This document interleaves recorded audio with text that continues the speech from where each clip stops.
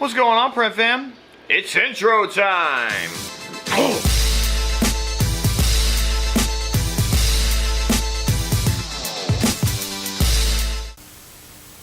Get this turd burglar in focus. It's 11:03 a.m. I got no clue what to do with this vlog. Yesterday was rough. Today is next level rough. I don't know what to do. Okay, I thought of a topic. Hat. I thought of a topic to cover today, and the topic is making money off your art.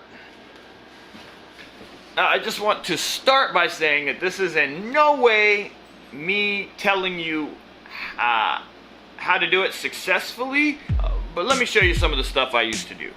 Let me grab that shit.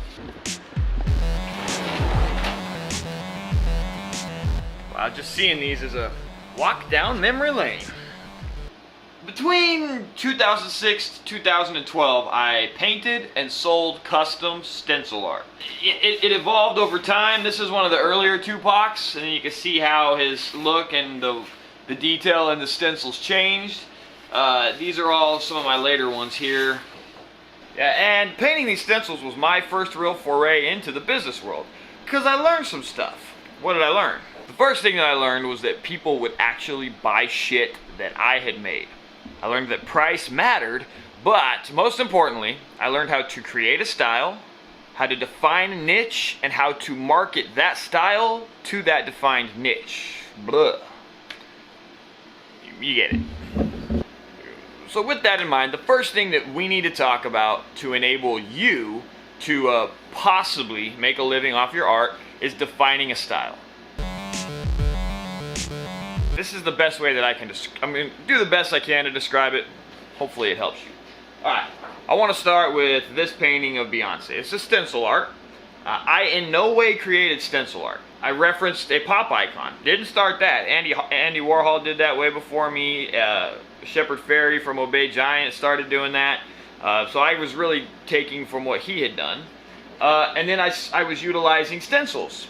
Definitely not the first stencil artist. People have been doing that for a long time. But I took those two formats, those mediums, and within those mediums, I applied an aesthetic that was happening in a different niche, which was the sneakerhead niche, with the elephant print, with the splatters, with the crazy almost neon color combos. And when I mishmashed all that shit together, I had like an amalgamation. It's probably not the right word, but I'm gonna run with it. Of styles, which then created my own style. That's pretty much what you do. I was holding that up the whole time. It was really weird. I think that this is how style is found and created. Style comes from imitating a bunch of different things that influence you, that you like or that you love, and you smush them together, and something else comes out of it. I just got caught up. I don't know where to go from there. Hang on. What you really want to do, especially if you're watching this video, is figure out how and who to sell it to. I'm going to do my best to help you out with that. Keeping in mind, probably labeling certain terms the wrong way. This is from my experience. The Norton School of Business would say that I'm being ridiculous with the way I'm labeling this stuff. And what I've seen is you have like the broad niche, or more specifically an industry. Like you have footwear, apparel, athletics. Within those industries, you have brands. Like say in the footwear industry, you have Nike, you have Reebok, you have Adidas. And each one of those brands caters to multiple different athletic communities, right? Like Nike has football, basketball, baseball. Now, within those communities, let's take basketball for instance, you have the one that comes right to mind, which is the one I did, was Jordan. Okay, Jordan is a basketball shoe designed for basketball, but it created a subculture around collectors of these shoes because these shoes were so cool and they had such incredible colorways and there was a lot going on with them. You created a subculture which was called the sneakerhead. And the sneakerhead, to drive down even further, had specific loves. Like one sneakerhead will be pretty much hardcore dedicated to the Jordan 1s. Another one will be fan of the Jordan 4s, and so on and so forth. Those are who you're going after. If you're really trying to define a niche, you're going after people that are into the Jordan 4s. And you can get even more specific by targeting specific releases of the Jordan 4. You have these specific niches that you can target your product towards. Another example of this might be, let's just say you're a knife maker. Of course, your obvious customer is going to be knife collectors, hunters, campers, whatever. But there are more specific niches. You have the bushcraft movement, which are people that like to go out and craft things in the bush utilizing their knives. It's bushcraft. That's a pretty specific niche. It's a specific group of people, a specific group of enthusiasts. You have trade knife collectors. So if you're a knife maker, you might focus your energy on creating trade knives, which were like from the frontier days of America. They like to collect knives from that era. And if you are a knife maker, you might drive your style directly at them, which will make it much easier to sell than just having a knife that's for whoever. And that's the whole point. You define the niche as fine as possible, and it will be easier for you to find your customer, because when you're utilizing sites like eBay and Etsy, you tag your product with these certain keywords, and then anyone that goes in looking for them will be able to find them. And then it just comes down to if yours looks better than the other guys. The deeper you dive into it, the easier it will be to market your style to a specific niche if you dive in.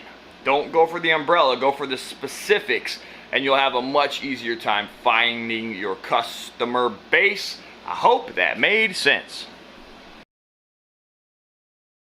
Defining your style just takes time. Of course, you've written many lists, and you know your niche. You know who you're going after. For me, it was the sneakerhead market, more specifically Jordans. Now, how do I sell it to that market?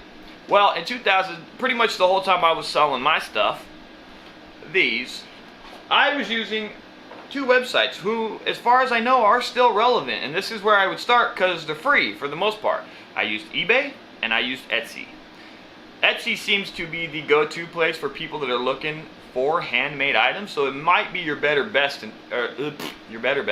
It might be your best bet in 2017. I don't know. I don't really sell on it anymore, but I would try them all. eBay, if you can get on Amazon, which I eventually did, even without the need for UPC. Etsy, I'm sure there's a million other places. I even sold some on Craigslist. Within each one of those platforms, you just got to tag your product with the proper keywords. Jordan 1s, Jordan 2s, Jordan 3s, Jordan 4s, sneakerhead, sneaker drop, whatever keywords are relevant to the niche you're going after.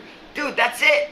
Everybody loves to complicate things, and everyone's so terrified to try and sell something. But you know what you just got to do?